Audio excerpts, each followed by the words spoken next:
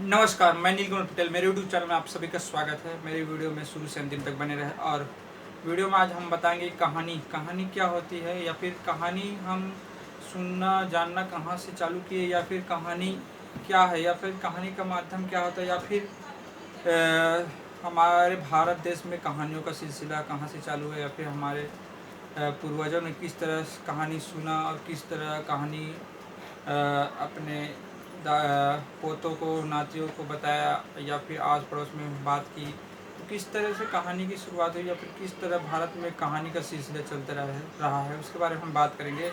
और हम चलो आज वीडियो में आगे बढ़ते हैं और देखते हैं कि कहानी किस तरह से चालू हुई। तो आइए।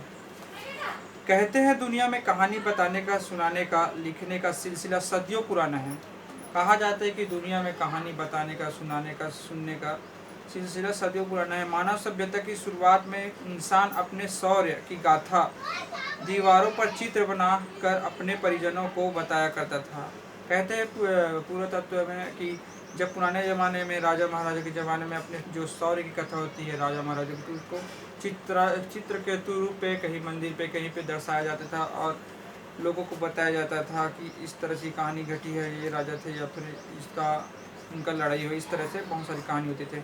फिर आया दौर ज्ञान का। इसके बाद ज्ञान का दौर आया। तब कई लोग रामायण, महाभारत और बाकी पुराणों की कथा सुनाने लगे। रामायण कथा और कबीरदास की बहुत सारी कथा है, उन सब पे ध्यान देने लगे और सुनाने लगे। फिर आया रात में दादी, नाना, नानी का और माँ का कहानियों सुनाने का दौर। जब घर में कोई बच्चा सोता था या सुलाने के लिए, उस बच्चे को सुलाने के लिए दादी, नानी, मम्मी, मामा अपने बच्चों को लोरी सुनाती थी या कहानी बताती थी। उसका दौर आया। परियों की कहानी सुनाती थी, भूत की अलग अलग सारी कहानी होती थी।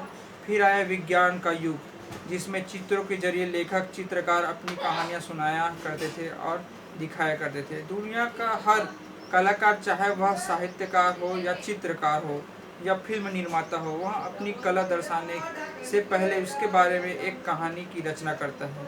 किसी चीज़ को दर्शाने से पहले वो एक कहानी की रचना करता है, जिसमें वो समझ सके कि कहाँ की कहानी है, किस तरह की कहानी है। उसको देखने के लिए रचनात्मक दृष्टि से एक कहानी का निर्माण किया जाता है।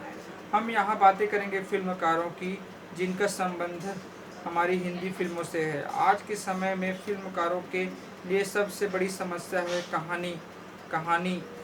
कहानियाँ नहीं मिल रही। वैसे दुनिया भर में बहुत से उपन्यास हैं, पर ज़्यादातर पर फिल्में बन चुकी हैं। बहुत सी शॉर्ट स्टोरीज पर उन पर फिल्म नहीं बन सकती।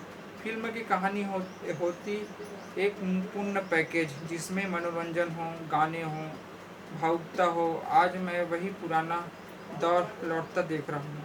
कहानियाँ ना होने की वजह से निर्माता, निर्देशक फिर दोबारा ऐतिहासिक कहानियों को ले रहे हैं, या फिर जो बन चुके हैं उसी फिल्म को रिक्रिएट कर रहे हैं और उसी पे फिर स्क्रीन प्ले लिखकर और कहानी को ऐसे स्ट्रॉन्ग करके फिर से निर्माण कर रहे हैं उसी फिल्मों को। जैसे बहुत सारे अभी कूली नंबर 1 आया था और बहुत सारे ऐसे फिल्में आई थी जिसमें पुराने पिक्चरों को फिर नया क्रिएट कर रहे हैं, बना रहे हैं और काफ़ी अच्छा पैसा भी कमा रहे हैं इसे। सबसे बड़ा उदाहरण है संजय लीला भंसाली की बाजीराव मस्तानी फिल्म। हॉलीवुड में पुरानी फिल्मों को फिर से पर्दे में पेश करने की कोशिश हो रही है। आने वाली फिल्म बेन-हूर फिल्मों में भी पुरानी फिल्मों को फिर से बनाने की कोशिश की जा रही है। तो जाहिर है अच्छी कहानी और कहानीकार की कमी है। आज का दौर है लेखकों का। जो अच्छी कहानी सोच सकेगा या फिर लिख सकेगा, वो एक अच्छा फिल्म एक इंडस्ट्री को दे सकेगा, फिल्म इंडस्ट्री को।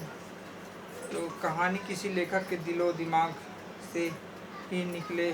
हर एक कहानीकार फिल्म लेखक नहीं होता, क्योंकि फिल्म लिखना अपने आप में एक कला है, एक तकनीक है। इसे लिखने के लिए एक राइटर को अच्छे से सोचना पड़ता है, एक ध्यान देना पड़ता है, लैंग्वेज, स्टोरीज़ की क्या क्या कैसे होती है और बहुत सारी चीज़ों पर ध्यान देना पड़ता है। भारतीय सिनेमा का इतिहास गवाह है कि हमारे देश में बहुत सारे अच्छे अच्छे फिल्म बनी है, जिसका कहानी, स्टोरीज, प्लाट बहुत अच्छे अच्छे थे, जिसका आज भी मांग है। आज के ज़माने में भी पुराने फिल्मों का भी उसकी कहानी को रिक्रिएट किया जा रहा है और अच्छे तरीके से फिर से रिक्रिएट करके बनाया जा रहा है और अच्छा खासा पैसे भी कमाए जा रहे हैं इसमें।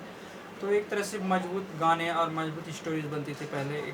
जब उस गाने को जब पुराने गानों को सुनो तो एक दिल में एक वो हो जाता है, मतलब टच होता है हार्ट बीट, लगता है कि ये गाना दिल में उतर रहा है सीधे चलते चलते, ऐसा लगता है। आज के गानों में उतना वो नहीं होता कि लोग भावुक हो जाए या फिर उसके दिल को टच करे। तो एक तरह से पुरानी कहानी में बहुत अच्छे से उसे लिखा जाता था, संवारा जाता था, अच्छे से उसको रिक्रिएट किया जाता था और अच्छी तरीके से बनाया जाता था। तभी तो सारे गाने पहले सुपर हिट लगते थे और अच्छे से हिट होते थे। देखिए